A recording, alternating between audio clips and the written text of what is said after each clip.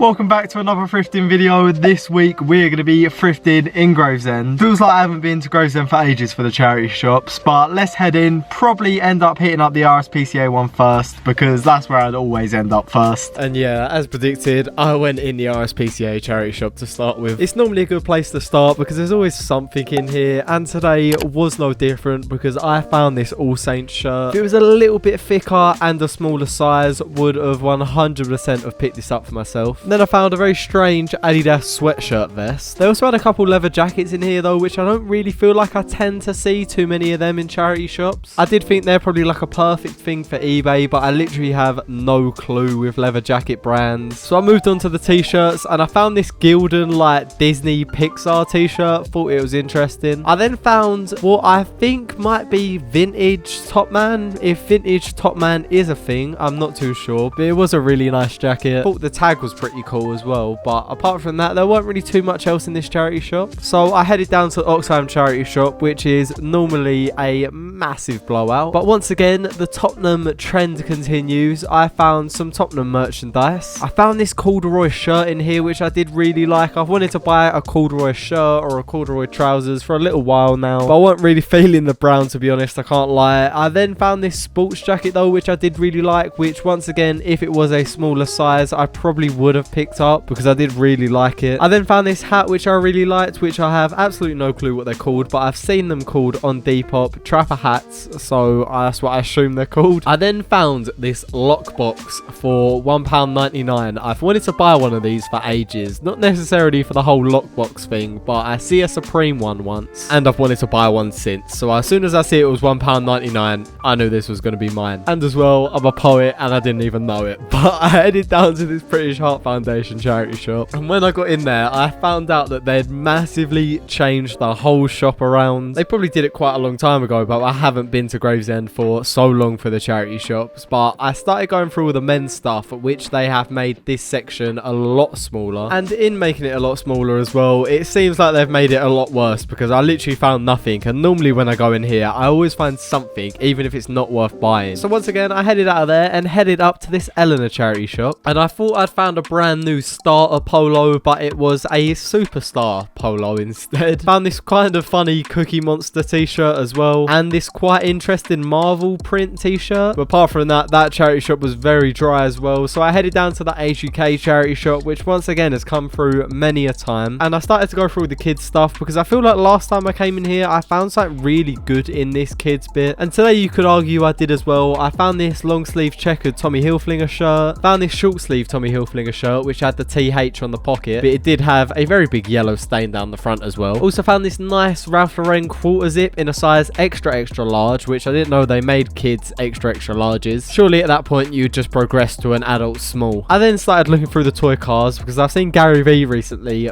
find some really expensive toy cars in like these little bins at like the garage sales, so I felt inspired to go and have a look through the cars, and the only one that I did find which was slightly interesting was this Doc Hutchinson one from the film Cars, and it was pretty beat up, so I didn't end up picking it up. But I started going through the t-shirts and everything like that. I found this Stranger Things one which I really liked, which I just realized now the letters which I highlighted spell out run. I think that's pretty sick. As I was going through the t-shirts my camera cut out, but I managed to get it back when I was going through the shoes, and I found these Adidas. I don't know what the name of them are, but they are really nice. They were a size 8 and I think they were only like £9. They weren't in the best condition. There was a lot of yellowing to the tongue and the inside of the shoe, which doesn't really show up in the video, but I thought they were really nice. I then found a pair of Converses as well, which were a size 12, and these were like £14-15 or something like that, so I didn't think they were going to be worth it. But I should really call it a Convi because there was only one Converse. Apparently someone on TikTok said the plural of Converse is Convi. Don't know how accurate that is, but I thought it was very funny. But I ended up heading out of there and heading into the cancer research shop, which once again they have massively changed around, but to be fair, in here it makes it look a lot better. But the first thing that I come across were these Nike Blazers for literally £3, but they were ridiculously beat up and they were only a size 7. If they were a size 9, without a doubt I would have bought these. I then found these weird Converse shoes, bit different, never seen a pair of Converse shoes like this. But I then found this Umbro t-shirt which I quite liked as well, and then on the rail below that I found this Dr. Pepper sweatshirt as well, which I thought was quite interesting. They also had this Umbro coat in here which I really liked. It was only £5, but I think it was just massive massively too big for me, but I then did accidentally drop it on the floor as well. But I ended up heading out of there and heading down to the Mary Curie charity shop, which once again has come through in the past. And today they had quite a lot of really cool, interesting prints. Like they had this Carl Perkins one, not sure who it is, but it was a decent print. They had this Kenya t-shirt as well, which I really liked. I thought it was really interesting. They also had this t-shirt as well, which had the big print on the back and the little one on the front. I thought it was an Element skateboard t-shirt. If it was, I would have 100% bought it, but when I looked at the tag, it was just a random brand. Then these two security t-shirts pretty much jumped out at me because they were so bright, but they were so cringy. Like the one on the right, you can go blind from my pure awesomeness. I think that is a sign to move on from this charity shop. So we headed down to Perry Street, a little bit out of the town in Gravesend, and into the Elena charity shop, which has come through many a time in the past. And the first thing I come across in here were these really cool superstars. I really liked how like the red and the blue was kind of like molded together almost. I thought it was really cool. They're only like £8 as well. Culture Force is getting excited once again, nearly 2 weeks in a row, because I found another pair of Ultra Boost. I started going through all the trousers and all the jeans and everything like that. I found this Ralph Lauren pair of jogging bottoms, which conveniently my drawstring is blocking. They were quite nice, but they were really heavily beat and they were like £8, so they weren't going to be worth it.